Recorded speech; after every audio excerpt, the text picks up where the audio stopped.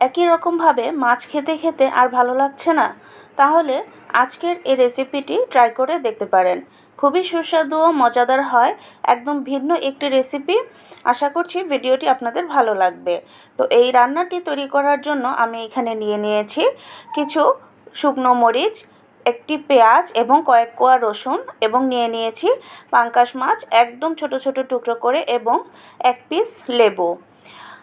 তো পাঙ্গাস মাছের পরিবর্তে অন্য মাছও আপনারা নিতে পারবেন, তবে পাঙ্গাসটা যেহেতু কাটা কম হয় এবং একটু তৈলাক্ত হয়, তাই খেতে ভালো লাগে। এখন শুকনো মরিচ, পেঁয়াজ এবং রসুনগুলো আমি ব্লেন্ড করে নিয়েছি। এই রান্নাতে মরিচের পরিমাণটা একটু বেশি দিতে হয়, তাহলে খেতে খুবই সুস্বাদু হয়।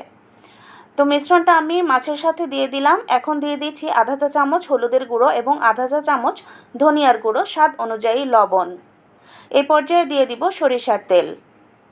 এই রান্নাটা অবশ্যই সরিষার তেল দিয়ে করতে চেষ্টা করবেন, তাহলে খুবই সুন্দর একটা ফ্লেভার আসে। এখন সেই লেবুর পিসটা চিপড়ে আমি রসখানি নিয়ে নিচ্ছি। এবারে সবগুলো উপকরণকে হাতের সাহায্যে খুব ভালোভাবে মিশিয়ে নিতে হবে। মিশিয়ে নেওয়া হয়ে গেলে এটা 10 থেকে 15 মিনিটের জন্য আমি রেস্টে রেখে দেব। খুব ভালোভাবে মাখতে হবে, মাছের প্রতিটি পিসের সাথেই যেন মশলাটা খুব ভালোভাবে মিশে যায়। এখন ঢাকনা দিয়ে 15 মিনিট রেখে দেওয়ার পর ফিরে আসলাম। এবার চলে যাব রান্নার পরবর্তী ধাপে।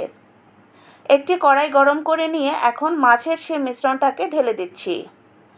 এখানে এক্সট্রা কোনো পানি ব্যবহার করব না, মশলার জারটা ধুয়ে খুবই সামান্য পরিমাণে একটু পানি দিয়ে দিলাম। এখন এটাকে ঢেকে রান্না করব 5 থেকে 6 মিনিট। এটা খুব বেশি ঢেকে রান্না করার প্রয়োজন নেই, মাছটা যেহেতু খুবই দ্রুত সিদ্ধ হয়ে যায়, তাই এটা খুব বেশিক্ষণ ঢেকে রান্না করতে হয় না। তো 5-6 মিনিট পর ঢাকনাটা উঠিয়ে নিলাম। এবার একটু নেড়ে নেব। পানিটাও টেনে এসেছে, একটু নেড়ে নিচ্ছি। এবার চুলার আঁচটা লোতে রেখে সম্পূর্ণ রান্নাটা শেষ করে নিতে হবে। এই রান্নাটা খেতে কিন্তু খুবই সুস্বাদু হয়ে থাকে। আর যারা গর্ভ অবস্থায় আছেন বা মাছ খেতে ভালো লাগছে না, মাছের গন্ধ নিতে পারছেন না, তারাও কিন্তু এভাবে রান্নাটা করে দেখতে পারেন। আশা করি খুবই ভালো লাগবে এবং পেট ভরে ভাত খেতে পারবেন। তো এখন 10 মিনিট পর একটু উল্টে নেড়ে নিয়েছি। এবারে আমি এখানে একটি লেবু পাতা দিয়ে দেব। রান্নার শেষ মুহূর্তে এই পাতাটা দেওয়ার ফলে রান্নাটা থেকে দুর্দান্ত একটা ফ্লেভার আসে, লেমন ফ্লেভার, যেটা খেতে খুবই ভালো লাগে। তো ভিউয়ার্স, সাধারণ রেসিপিটি কেমন লাগলো অবশ্যই জানাতে ভুলবেন না।